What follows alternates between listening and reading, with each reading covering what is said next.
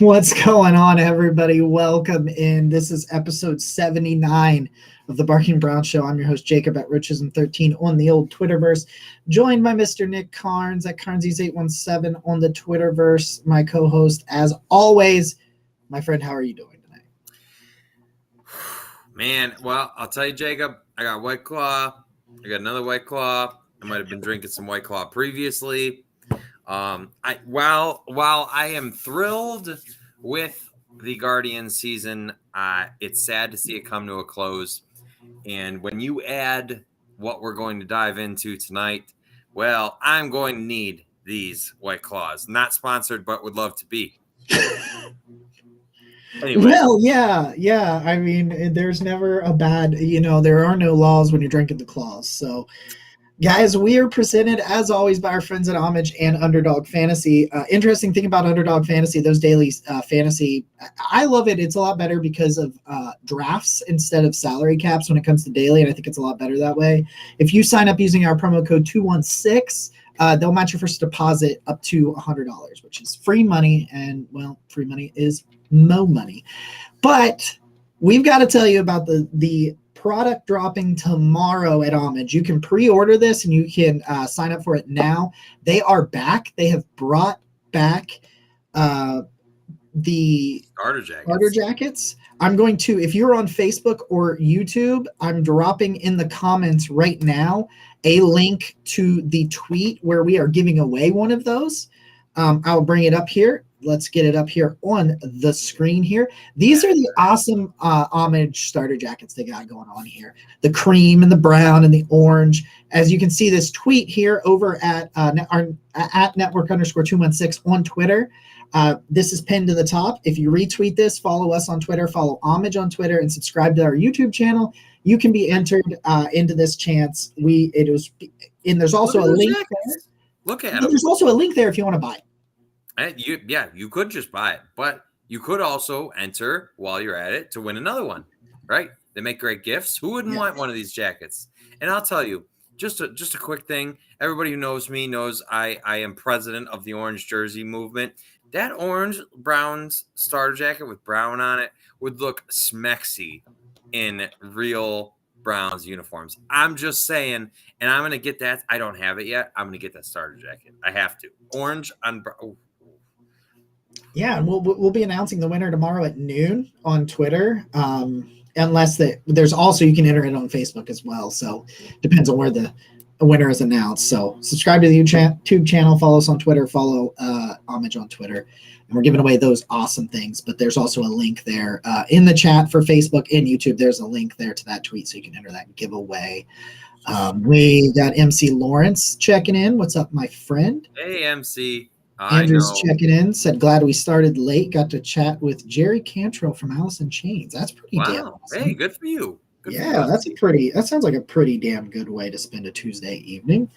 Yeah, we're a little late today. The Yard Dogs were a little late because of the Guardians finishing up, and so they started a little bit late. So we're starting a little bit late. We're diving in. If you're watching us on Twitter and you want to interact with the show live, please go to YouTube or Facebook. We can't see the Twitter comments, but we can see the comments on YouTube and Twitter. If you're watching us on YouTube, please give us that big old thumbs up. Helps us mightily, and subscribe to the channel as we got we hit the 600 before the bye week, so I will do the Hot Ones Hot Sauce Challenge. Whoa, let's go. I can't. If you didn't see, so it's on our YouTube, the Network 216 YouTube. If you did not see the last time Jacob went after something spicy, that is must-see TV. Honestly, you will not regret. You may need the whole carton. Rumor has it. I told her to bring the whole carton. She didn't want to, but she ran. Yeah, that's fun. We're gonna do that. So let's dive in, guys. We got all the housekeeping out of the way. Let's dive on into Sunday. I will say this, and then I'll let Nick, because I know he's pretty passionate about some things he wants to say. I will say this, that I have completed my rewatch now, having gone back and watched over everything that transpired on Sunday, and all the emotions removed from it. I just don't see a team I'm ready to give up on for a lot of reasons, and a lot of plays that a lot of players are going to wish they had back in film this week. I'm sure they've already seen some of these and they understand it. I have some things to say about Jacoby Brissett, as well as some other people going on around there. So, Nick, I know you were pretty passionate on Monday and after the game, had some words. So, this is the platform to get all of those words out. So, the floor is yours. I appreciate it, Jacob. You know what?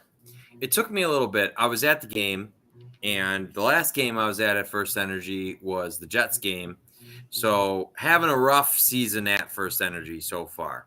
Seems like you can't go anymore. I might not be able to. And we're just going to have to tell Andy I can't be in attendance for the Buccaneers game.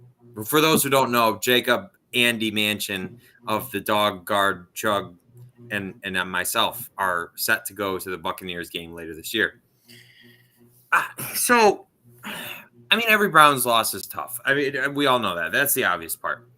But the true concern that I have is we are starting to see shades of many, many previous regimes in what's going on right now.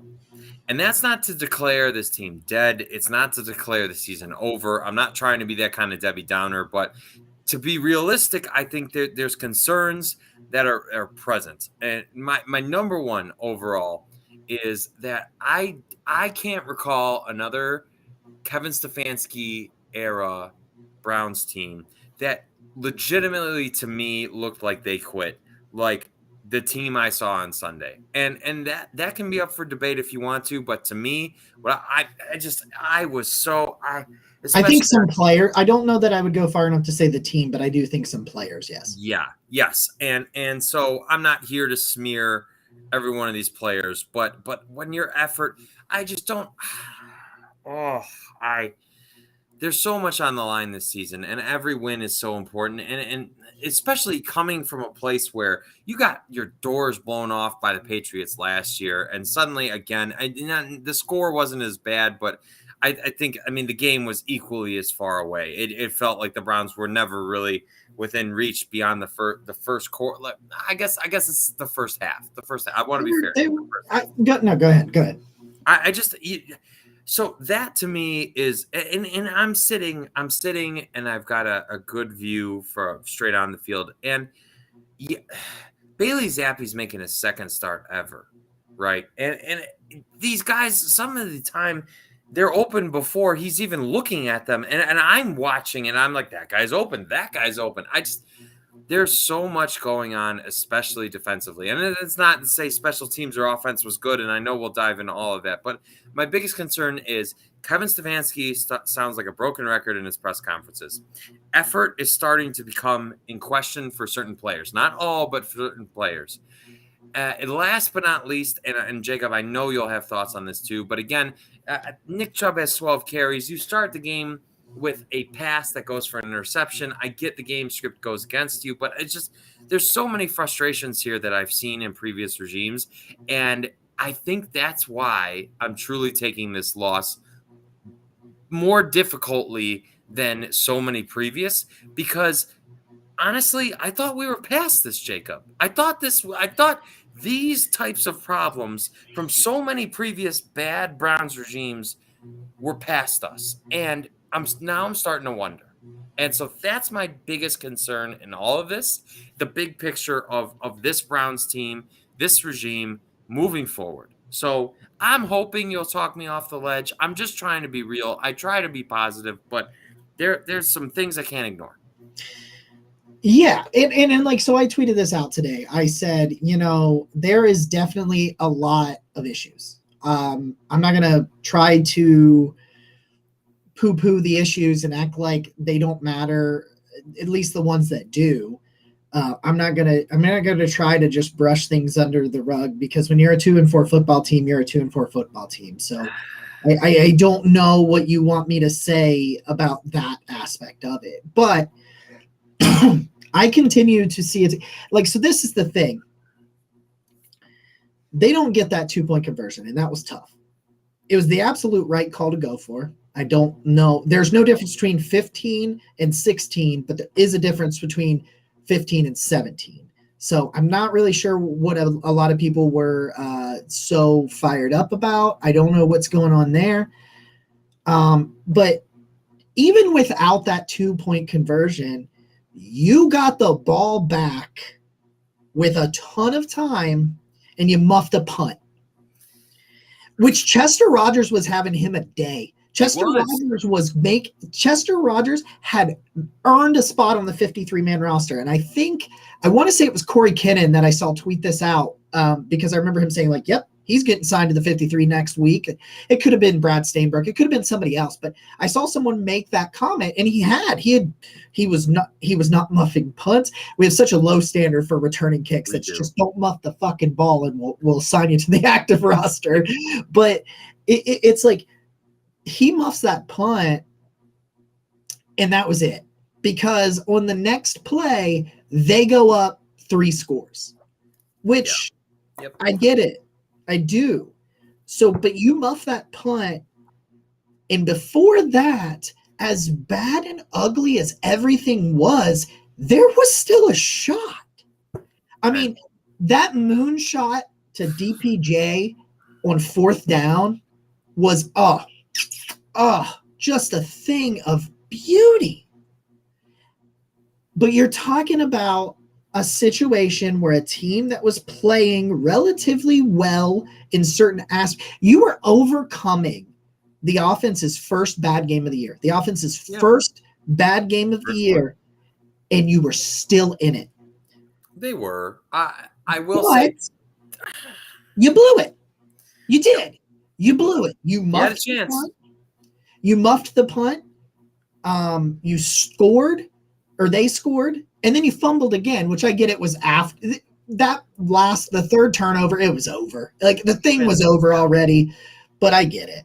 When New England misses that field goal, I said to myself, okay, they have a shot. Yeah, there's a shot here. Yep. And of course the Browns don't capitalize, but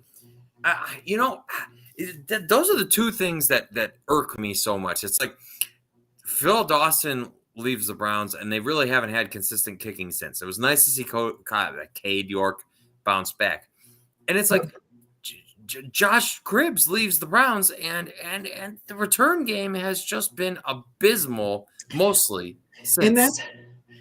And that's the one that hurts, man. That's the one that hurts because you tried to fix it and then you just had an injury in camp. Like that one hurts so bad because I'm not saying like some people thought Jakeem Grant was going to have a massive imprint on the offense. And I kind of thought he would have a decent role, but it's his lack of it's his return, and I think Chester Rogers, I think he potentially still gets a shot. I think he probably still gets a shot because he's better than what Felton was. I say bring me Chester Rogers, but So let me go more. Okay, I've got some comments over here. Do it. All right. Asking if we're on Twitch anymore. No, we're not on Twitch because Twitch owns the exclusive rights of any stream for 24 hours. And it was making it to the point where if people wanted to view our content audio or on YouTube or anything like that, it was 24 hours later before we could share it. And it was just kind of losing some of its effectiveness. So we wanted to return to where more people know us and more people see us on YouTube, Facebook, and Twitter. So that's where we're at. Because even as we get here on Tuesday, right, like we're already in the territory where we're starting to look towards the next week. So you're starting to talk about Baltimore already. So delaying it an entire 24 hours beyond this just doesn't make sense in terms of making these shows and talking about the previous week's action. So it made the most sense. That's our main one. Yeah. Since that's our main thing, that deflated them, that muff punt. Yes. Okay. So here's the thing about Chubb's 12 carries. When you were down multiple scores in the fourth quarter, you're not running the football. I get it. Everybody wants him to run Chubb 50 times, but that is just not realistic. Go watch the film. Go watch the fronts. Bill Belichick got where Bill Belichick is because he has successfully eliminated your best player for a majority of his career. I understand people are going to say averaged over 4 yards a carry. Yeah, and that's misleading because he had a couple of big runs and only 12 carries, and so those big runs weighed more on them than it would have if he'd gotten more. I know he should get more carries. Sure, I get that. But sometimes it's not realistic. You're not running the football when it's 24 to 15.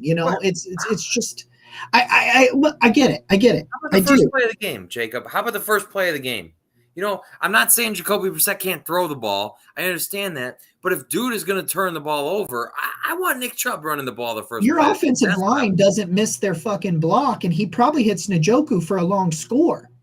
Because that's not I get it. You want to be mad at Jacoby Brissett. The dude got nailed as he had a wide the fuck open wide receiver. He was thrown into David Njoku, who was wide open. He made the right call, but the left side of the line got beat, and he didn't have a single freaking second to think about it. I get it. I do. But sometimes things are more complicated than just run the ball, run the ball, run the ball. It doesn't work that way. If it did, we would all be in the NFL. But we're not. We're screaming at each other over a fucking camera on a Tuesday night. So I get it. I get that. But Jacoby Brissett in that pass offense had a ton of opportunities they didn't capitalize on. Yeah. Because they sold out to stop the run and dared the Browns to beat them. Anthony Schwartz burned some dudes. Whoa, did he burn some dudes. And yet, Brissett either didn't pull the trigger or he didn't see him. And sometimes there was pressure. The offensive line was not very good. They were not. They were not very good in this game. They were not getting a push. And because of that, the run game wasn't working. It wasn't working. They were selling out. Stefanski knew that. And the offense struggled for the first time this year. Yeah.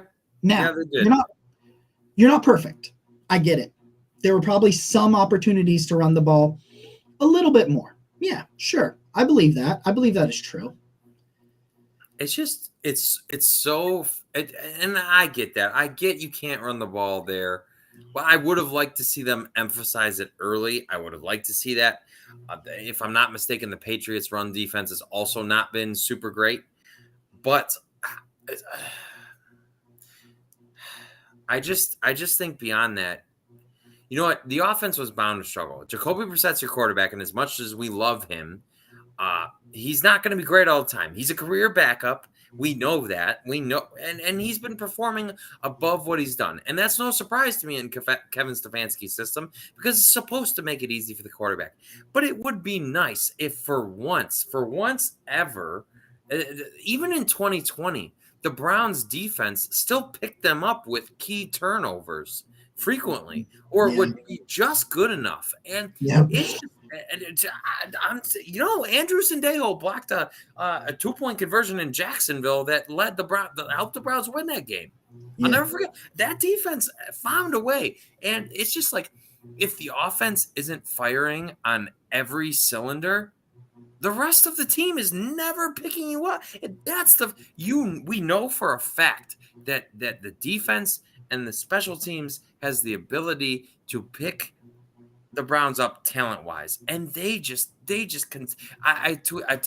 the Atlanta game, I said there is no unit in the NFL doing less with more than the Cleveland Browns defense, and I still believe that holds true. And it's maddening. It's maddening to see this. Like, for as much as the Cleveland Guardians overperformed for every expectation, the Browns defense is that, but the opposite. And I maintain that. I don't think that these players are pumpkins. I really do not. And I know that there's some guys. I don't want to get into calling everybody out, but obviously Grant Delpit and John Johnson and Jacob Phillips are targets of a lot of ire.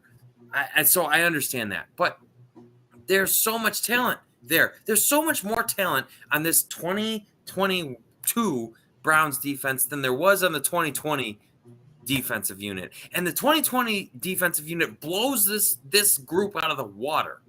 And that's why I'm so upset. It's effective wise, it did. The turnover thing is funny because it seems like they're eternally damned to not be able to have turnover luck. Like, they just don't get a lot of turnovers, it seems like. And I'm not sure. I'm not sure where it starts and where it ends.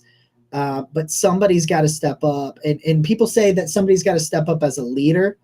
I want to talk about Jacoby Brissett for a second because dude got in front of his teammates and delivered what I have been told was a hell of a speech. Guy, I guess he very Jarvis Landry-esque went in front of them, took responsibility for his poor play, and talked about fixing things and fighting in the future. And that's what people are telling me is missing, is a fiery, motivated leader in that locker room. And it sounds like Jacoby is trying to be that. So that's cool. That's great. Maybe that lights some fire somewhere.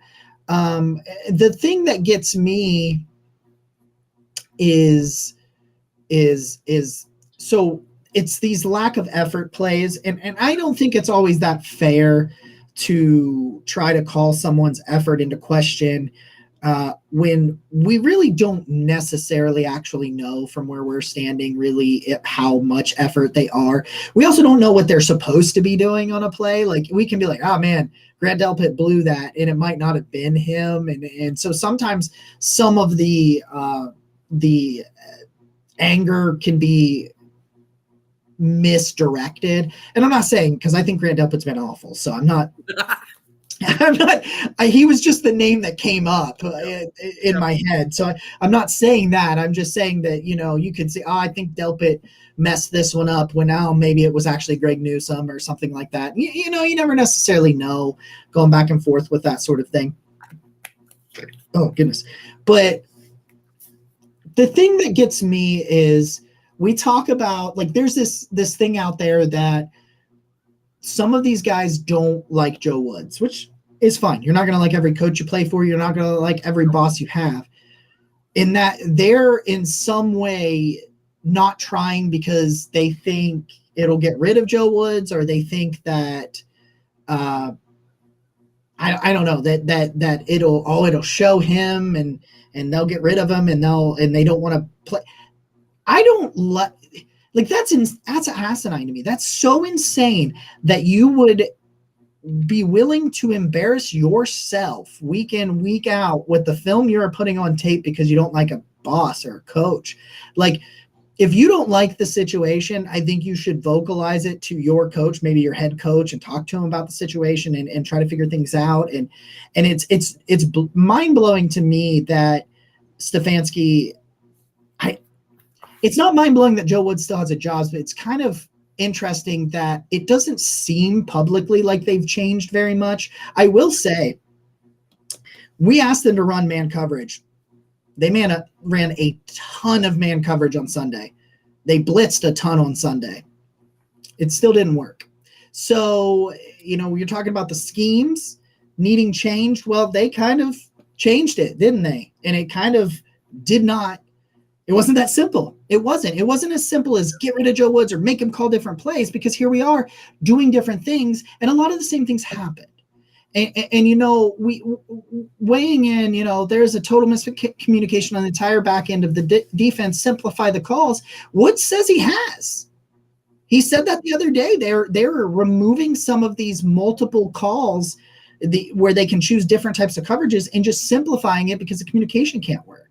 So who can't communicate? Is it Jacob Phillips? Because that dude needs to be off the field anyway. So, like, who is it that can't do it? I like this comment. The secret is Sheldon Richardson. Oh, maybe it is. I don't know. Hey, Larry Ogunjobi's playing really well in Pittsburgh. Yeah, it's because they're not trying to make him play nose tackle. They're actually letting him be a 3-tech, which is what we did not do. Tyler Davison playing this week. I would be surprised if he didn't. Go get Burns from Carolina. I don't think Burns is available.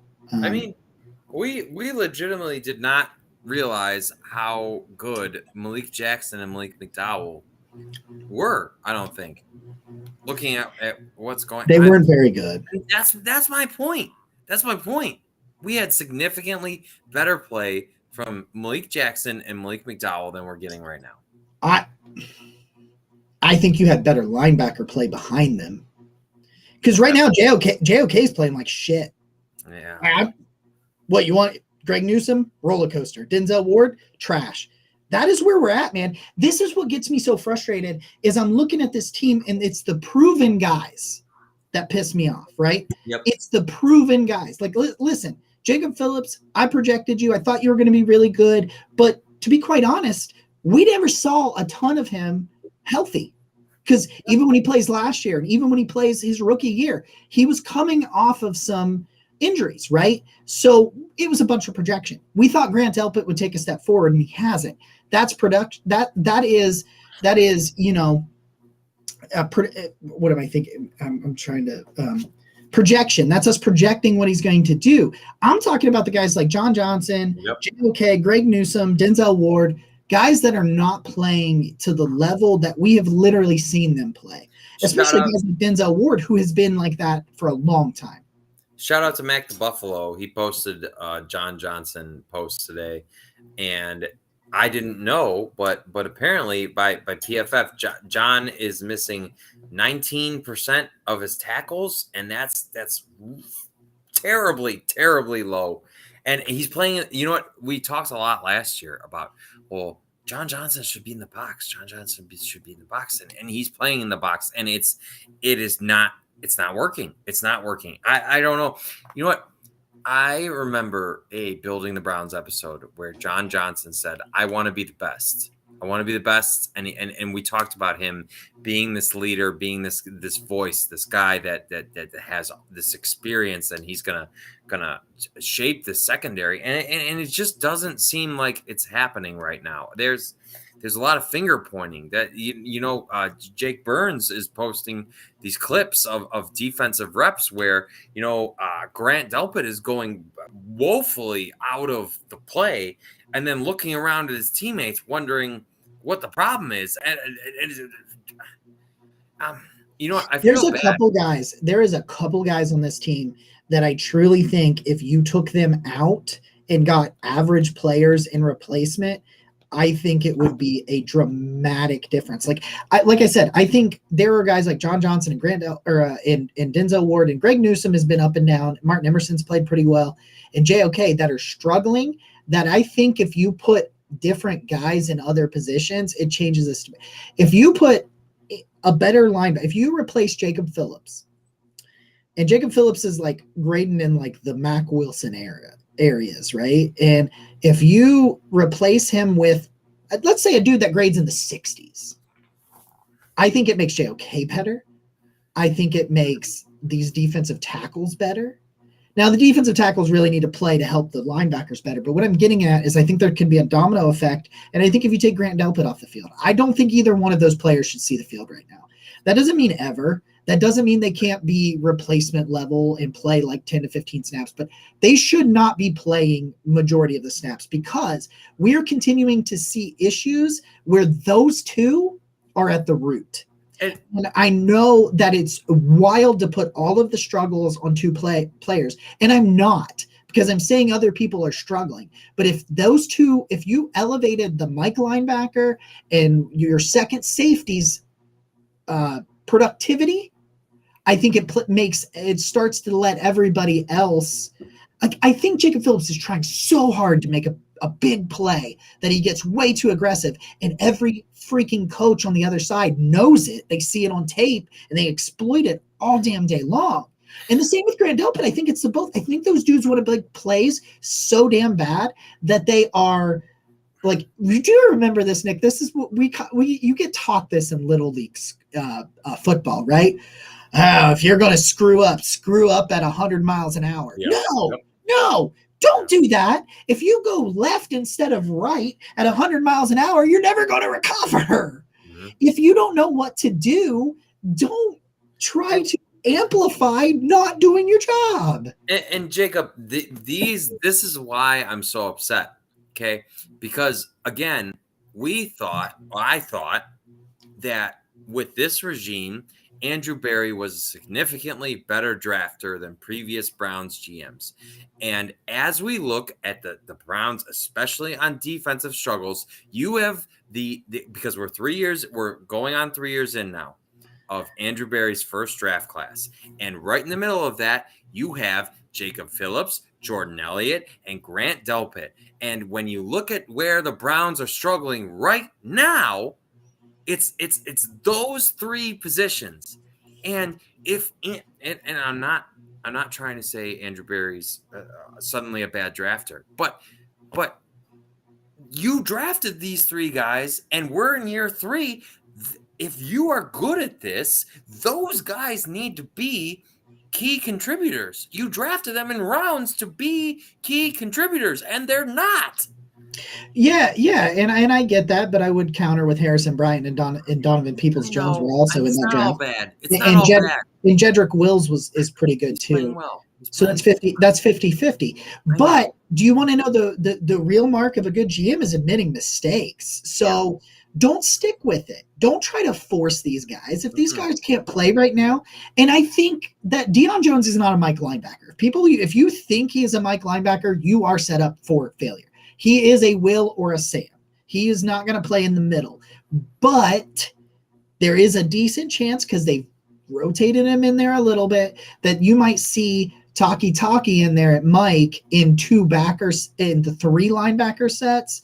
And then when it comes to pass plays, you see Deion Jones and you see JOK, those 2 athletic linebackers, both of which are pretty good in coverage. I think you're going to see some of that come up. But you saw that, right? Like in MC brings us up. Okay, will this new linebacker play this week? I would be astonished if he doesn't. I would be just blown away. There's no way they make this trade and eliminate his additional year if he's not going to play to earn a new contract somewhere. Yeah. And so you look at that and you say, okay, so what's that mean? What's his impact? He struggled in 2021. True. Mac the Buffalo, go check it out. He highlighted why they played him out of position. Okay. So theoretically, he should play well in his natural position. Now, if you're thinking all pro saves our defense, let's tamper the expectations. But is he better than what's in there? Yeah. Yes. And what does that do? We talked about this, right? Domino effect. When someone completely blows coverage, one person blows coverage and there's a touchdown, the other 10 could have played it perfectly, right? Sure. So take Phillips, who has just played awful off the field. I mean, I'm telling you, what do you think, Nick? Probably 5 to 10 plays a game. You could go highlight what he does and show a big play where he messed up. Probably 5 to 10 times a game. I bet you could. I know that sounds rude, but I think that's where it's at. So let's say he's making 10 bad plays that are just killing the Browns. And let's say Jones does 5. Well, okay, that's better. Yeah. He still might not be playing great, but it's better. Okay, let's talk about Tyler Davison. Also, they worked out, what's his name? Matt Chapman, is that what it was? They worked out Matt Chapman today, the defensive tackle, 320 pounds. Sign me up. Give me that. Give me the fattest guy you can find on the street. I just want to say, Jacob pointed out from the beginning that the Brown, and I can't remember it, Logan Hall? Glenn Logan, yeah. Glenn Logan, sorry. No disrespect intended, Mr. Glenn Logan. But Jacob pointed out entering the season that the Browns needed a big nose, stuffing nose. Yeah. And Glenn Logan didn't make the roster, but again, you need it's almost like that guy over there knows what he's talking about. It's almost like maybe. I'm just like, just give me someone that'll eat blocks. Like, you don't even need to be an impact player. Like, but I'll tell you what, like, you want to see something? I did a mock draft on Dog Pound Daily last weekend. And, you want to see something that gets excited, man. Go watch Tyler Davis, the defensive tackle for Clemson. That dude's 300 pounds. And my God, I saw moves that reminded me of Myles Garrett watching tape on him this weekend from his defensive tackle spot. That dude he's 300 pounds, right? Doesn't give up any freaking ground, but most of his highlights are sacks. Like that, what? Okay. Yeah, get me that, please. Anyway, sorry. Listen, Tyler Davison, okay, 310 pounds. Get in the way. Yep. Get in the way. If you can eat these blocks for guys like JOK and Deion Jones behind you to be free-flowing linebackers, which is what this defense is predicated on, I I think you're going to see this massive difference that a couple players could play. Like, and I don't know that Tyler Davison is the one, but like he's got 109 like games, like 90 career starts. The dude's he's not going to do much in the pass. You don't need him. 10 to 15 plays on first down to not get freaking gouged. Yep. And then we start looking at the good. Okay, we've yelled at you guys for 35 minutes. Let's shift this shit. I like shifting. Martin Emerson, been pretty good. That's pretty nice. Donovan Peoples-Jones, pretty good. Been pretty good. Ethan Pochich, that dude's earned himself a contract. So I love Nick Harris. Haven't seen you play, though, because this dude, he's on a one-year deal. I'm signing Pochich right now. And I know I don't say his name right, but right now. I think so, too, right? Because whenever you find an answer somewhere that you didn't have one before, because we do love Nick Harris, but we don't know. Right, I think you have to keep that answer. We've seen like three games, only one of them at center, and I've already seen more of Potrich. Like I've already seen more of him, and I think he's phenomenal. Okay, so we got some players that are good. Okay, cool. So you start saying like all of this, dude. That game felt insurmountable, and you were in it. You were in it right up till about the 5-minute mark or so, 5-6 minutes left when when it goes up like 3 scores and it was over about that time. Okay. Eventually you got to start winning these. Yeah. Obviously. I know that. We sit here, we talk. As stupid as it is, if you beat Baltimore, you're in first place. I know, and that's what's so frustrating is that the AFC North has done the Browns so many favors this year. If they just shit on all of the opportunities. Oh my God, it's rough, but it's not like Baltimore. Baltimore just lost again, right? How about the 4-2 Jets and the 5-1 Giants? My buddy, one of my best friends is a Giants fan. I'm living vicariously through him. With Brian Daboll, of all people. Did we not say that was a great hire, man? Woof. I don't know. I think Kevin Stefanski's a fantastic coach. I'm sorry. I do too. I still like Kevin Stefanski. You know what? You should do? Call up his buddy Mike Zimmer. Sure. Fine. Yeah, Mike Zimmer would run Nick Chubb. We know Mike Zimmer would run. Well, no, I meant for the defense. I know. Mike Zimmer would exclusively run the hell out of Nick Chubb. You're right. He would, though. I know he's defense, but Mike Zimmer teams. I mean, Dalvin Cook's not getting the same run that he was under the Mike Zimmer. Yeah. So, and he's actually probably happy because he probably doesn't feel like death every Monday because he just ran it 72 times the week before. I gotta say though, I as we transition to what we can hope, I genuinely do believe that the special teams are abysmal, and not the kicking, the return and coverage. Because I think the punter and the kicker are great. Bajorquez is great. I think they're great. No, the punt game, fine. And Cade York bounced back, fine. But in general, we're in year 3 of these special teams, and they have been anything but special. I don't understand why Prefer has a job. No, I don't think. You know what? Mike Prefer's dad was my dad's football coach at Padua in Parma, and even so, so I'm biased to like the Prefers. I don't think Mike Prefer should have a job. I don't think his special teams have ever been particularly impressive, and then you muff the punt and seal your fate in this game. And I know it's Chester Rogers. But just in general, like you. But why is his guys always muffing? We are finally starting to get legitimate sample sizes of coaches, schemes, draft picks, all of it for the first time in a really long time. And I think we can fairly say that Mike Prefer is not coaching these special teams to where they need to be. I don't think I think he has to go. I do, and I'm not with the defense with Joe Woods. I'm so frustrated. But you're seeing some effort plays on defense. You're seeing some egregious errors on defense. I don't know where I'm at with Joe Woods yet. I'm not sure. It sounds like they're not going to make a change until the bye week, which I can get to an extent. Because even let's say they go and they beat Baltimore and they beat the Bengals and they go to the bye, licking their wounds at 4-4. Unless he shuts out Baltimore and Cincy, no matter what, I think that something will. I think something will be done too. I don't know what it'll be, because you're likely. I would, if I had to guess, Chris Kiffin feels like the guy that would take over. Coach.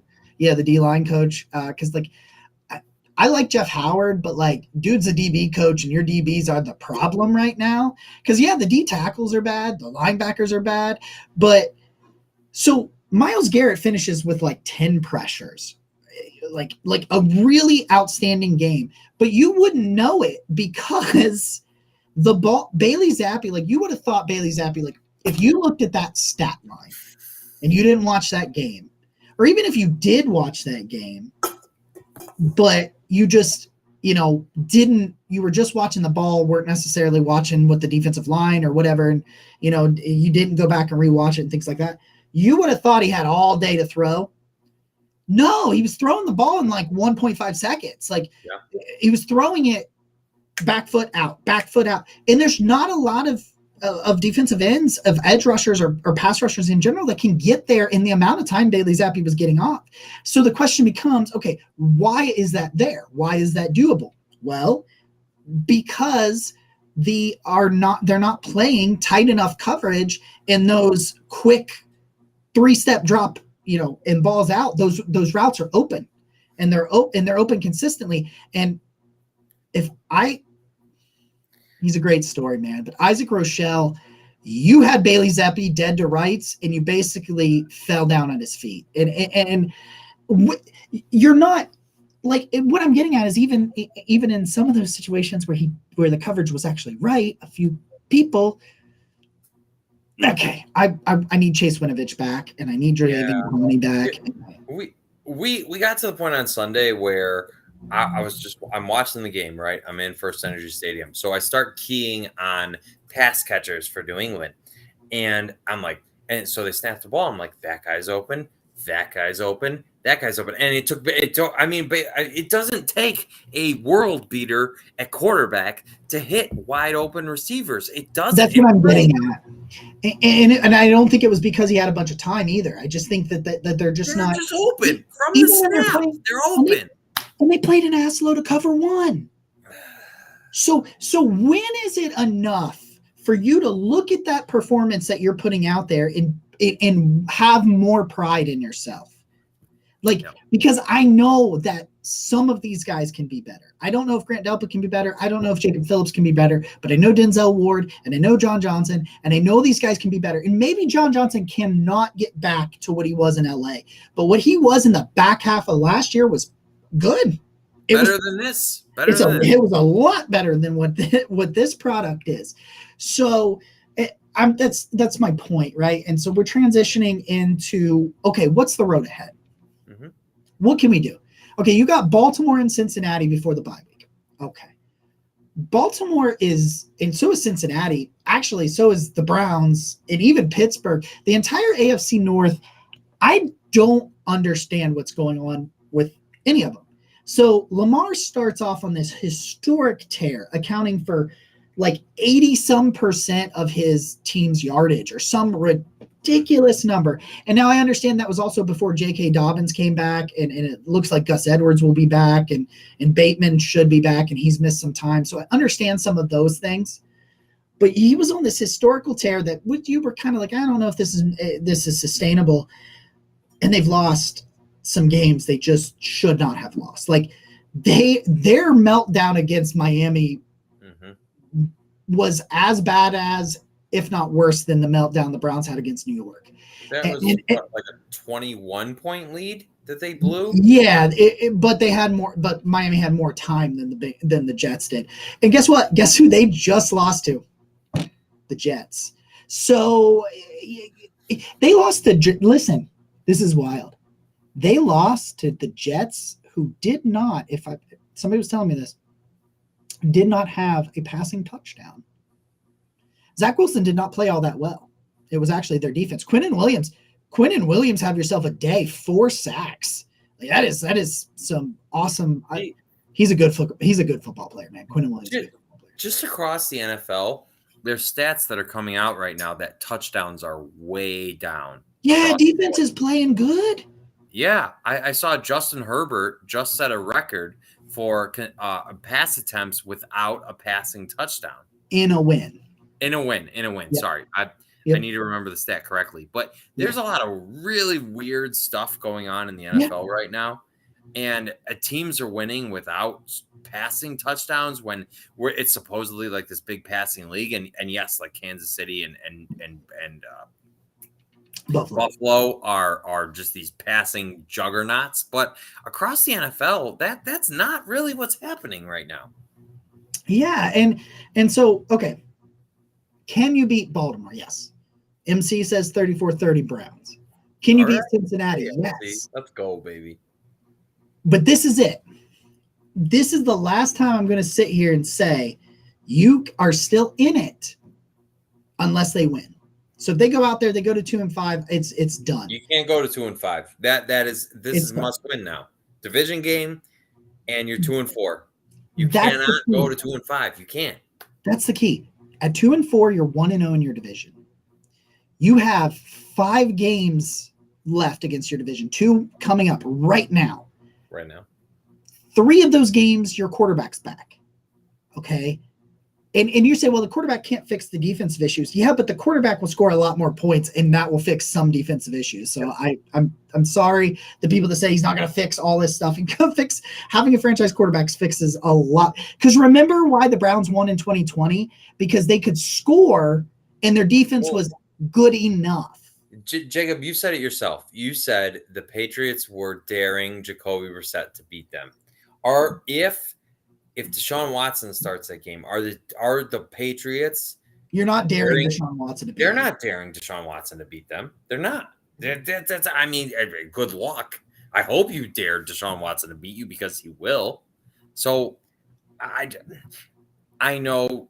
I agree. Is what I'm saying. I agree that yes, Deshaun doesn't fix defense, but you're scoring a hell of a lot more points, and I would like to think that your defense is better set up against the pass than it is the run. I hope it is. The franchise sack leader Myles Garrett. I hope it is. That it sucks that he set that record in such a game. It's that part. I feel bad for him because we were lucky enough, Jacob and myself and Andy Manchin were at the Chicago game when Myles Garrett went nuclear, and we're chanting in the crowd Myles Garrett, and it's just this electric, amazing atmosphere as the Bears passed for 1 net passing yard. This almost same defense, not many different pieces, allowed 1 net passing yard last year. It feels like a lifetime ago. If you can just be average, that's it. God, that's it. Woof. Baltimore's like grasping at straws for wide receivers right now. They go out and they just signed 35-year-old, 36-year-old Deshaun Jackson. Like they're grasping at straws right now. I'm not saying that he can't still run a go route because he probably can, but like I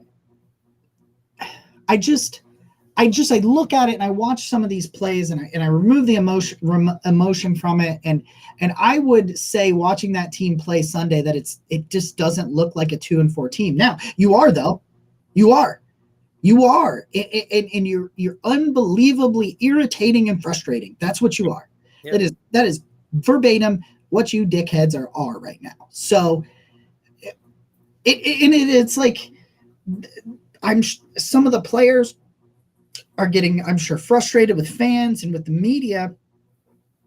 Okay, then give us something not to be frustrated by. You've got the talent. You've got the matchups.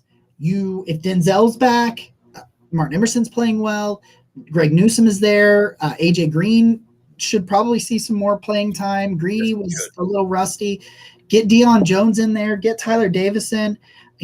Put DeAnthony Bell in there. Like, take out Grant Delpit and put DeAnthony Bell in there. But he is so bad right now. Grant Delpit is so bad that I want an undrafted FBS level player in there. I like DeAnthony Bell. Like the Ravens are not your MVP Lamar era Ravens. They're not playing very well, honestly. They're not. And their run game isn't working. J.K. Dobbins is liking tweets that are talking about his lack of usage, and they're not running the ball very well. They've given up multiple big leads. If I'm not mistaken, the Giants entered the fourth quarter down. The Dolphins came back on them. This isn't this Ray Lewis led defense. The last two times the Browns played the Ravens, in one of those games, Lamar Jackson threw 4 interceptions. In the other game, the Browns, and granted Lamar wasn't there for the whole game, but the Browns beat them. Right. And now, and honestly, what I think is happening is that this whole Lamar Jackson contract situation is a distraction for them, and they're not focused. They don't look focused. So yes, will the Ravens be favored? I'm sure they will be. Will I mean, is there a huge discrepancy at talent at quarterback? Obviously, but we've highlighted it. The AFC North is not playing well. The Bengals are 3-3. The Ravens are. I'm not honestly sure what the Ravens record is right now. The Steelers are 2-4. You're 2-4. Yes, Lamar Jackson is better than Jacoby Brissett, but no, the Ravens aren't this well-oiled machine right now. So, I mean, even last year, Lamar gave you a gift, and you obviously didn't take advantage, but I still believe the Browns could win, and I do think it's a must win. So at least the Ravens aren't playing that well, and neither are the Bengals. I mean, they did come back against the Saints with Andy Dalton, right? But there's opportunity there if you know what? So fine. You lost games you were supposed to win. We can all agree they lost games they were supposed to win, and that's why we're all sitting here so frustrated. But you could also win games you were predicted to lose. You could do that. That is possible. You've put up points. I don't know. It does become a very daunting task because of what you have put forth. Like, this is where two of those games just became like two of those losses. Like the Chargers one, actually, to me, it's the Chargers and the Jets game. Yep. Because you had the Jets won, and the Chargers, if you make that kick, despite everything that happens, like you're talking about, we're a kick away from having beat the Chargers and going to overtime against the Jets, like, because if he makes that kick, so a couple of missed kicks, like we're talking, like, I'm looking at this thing where a few plays in this New England game go differently. He sees Schwartz, or he doesn't get hit and he hits Njoku on the first drive. Like, this team has been in situations where there have been a handful of plays that could have completely swayed the game. And that includes against Carolina, where it could have swayed that into a loss. Sure. Yeah, and I get that. But it's just like, if you're able to just capitalize, and some people just need to do their jobs. Like, just do your job on an average level is the point. Like, that's where this team is. And you start making a few plays here and a few plays there where you weren't making it. I thought the run defense in this game early on was really nice. Like, I thought it looked different, right? Like, it looked like they were trying some different fronts and they were being a little bit more successful. Tommy Togiai in relatively limited snaps for Tommy Togiai, I thought he played as good as he's played this year, which I'm not saying it was great, but comparatively to what it had been from Togiai and in some of the games this year, I thought that you were like, okay, like there's a rotational player that kind of went in and got some good quality snaps and some things like that. But, you know, I don't know. It's in front of you. Don't make excuses. Don't finger point. Look at the man in the mirror and do your job. I get it. I think Woods should be gone too. I think he is gone 100% by the end of the year. I don't know if he'll get fired in game because I just don't know. I don't know if that's how the Browns operate. And I'm not saying that's a good thing. It might be one of those situations where they're just like, the devil you know is better than the devil you don't in terms of keeping Woods, because what if it gets worse? What if you replace him and the guy can't call plays at all?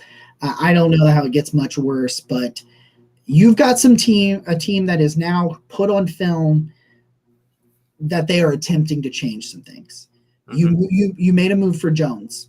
You signed a nose and worked out another one. Chapman working out shows you, yeah, we don't think we have what we need at this Mhm. position. They are working out nose tackles. They're working out defensive tackles. They've got one in the practice squad with a ton of experience, and he's a run stuffer. Put him on the field, get Deion Jones on the field, take Grant Delpit off the field, get Denzel Ward's mind right. Get lucky, Yep. find a way to get 4-4 in the bye week and lick your wounds and figure it out. Like it's there. It's It still, is still after there. all of this bullshit, it is still right there. It is. Still right there. It is. And so we'll see, right? Because I think, Jacob, we would as a show agree that this is a must-win game. This is it, man. So like I keep saying it's right there for you. You have the talent. If you change this, you do this, you try a few different things, like it could work. This is it. Because after 2-5, you're done. That doesn't mean you can't win games. It doesn't mean it won't be fun. It doesn't mean we won't be here talking about it. It doesn't mean when Watson comes back, it's going to be any less exciting to see that and what it could be in the future from a football standpoint. It doesn't mean any of that. But you lose on Sunday, you're not coming back from that this year. I don't think you can this year. And so you're at a tipping point, right? Because obviously there are some issues within the team. And if you continue to lose, we know where that road goes. The bye week's going to happen. There's going to be some really negative articles written. There's going to be some turmoil released. And we don't want any of that. You can prevent all of that if you just can find a way. Let's start here. The Ravens are not this epic team that with just firing on all cylinders. They're not. They have their own problems. They have a lot of problems. And I'm sure they're really upset, right? Because any year you start with Lamar Jackson at quarterback, the expectations are very high, right? So they're upset too. And so this is a game that both teams are going to want to have. I do think if the offense, you know what? I remember in the Freddie Kitchens year when Nick Chubb just took over that game. And there's all those iconic pictures from in Baltimore where he just took their souls. We could use, and Nick Chubb has been amazingly good. I mean, yeah, he averaged 4.7 yards a carry against New England, and that was like his worst performance of the year. You know, I just the pieces are there, so we'll see. I really hope we're happy next week. I really hope because if the Browns can win this game against the Ravens, your next game is Monday night against Cincinnati, headed into the bye. I mean, Cincinnati's got their problems too. So fine. You put your back against the wall. Well, how do you respond now? How do you respond? I think that's the big question. I think I got it. Okay. Stop playing like shit. Foolproof. There it is. Foolproof. There it is. Yeah, I did. I shaved. I had to get rid of all this facial hair, Josh. Guys, that is it for us. We appreciate you guys being along for the ride. Yard Dogs preceded us here. Tomorrow night is Wednesday. The Faithful Dogs will be on tomorrow here on the channel, and they've got a lot to say. I'm very, very sure about it. But we love you. I love you, Josh. I love you guys, everybody that's checking in here. Thanks again. You know, the most valuable thing you can give somebody is some of your time, and we appreciate you yet again giving some of your time to us and our rants and just everything, man. I'll have a mailbag for Dog Pound Daily questions on my YouTube or on my Twitter tomorrow morning, Wednesday. We'll do a little bit of an earlier week mailbag. Don't forget, tomorrow at noon, we announce the winner of the Homage Starter Jacket. Yeah.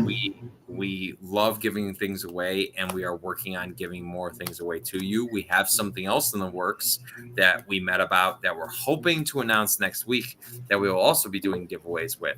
But those Homage Jackets are sexy. You know what? I don't care if the Browns record is 0-17 or 17-0. Those jackets are certified sexy. I'm going to buy one. If you want one, the link's there. We're giving one away. Thank you all for all your support. This has been episode 79. 79? Yeah. I can't wait. You know what? I'm going to leave you guys with this. Jacob and I are going to come up with a great celebration for episode 100. I don't know what it's going to be yet. We are going to celebrate 100 episode 100 like it. There's no tomorrow. It'll probably be something stupid. I don't care.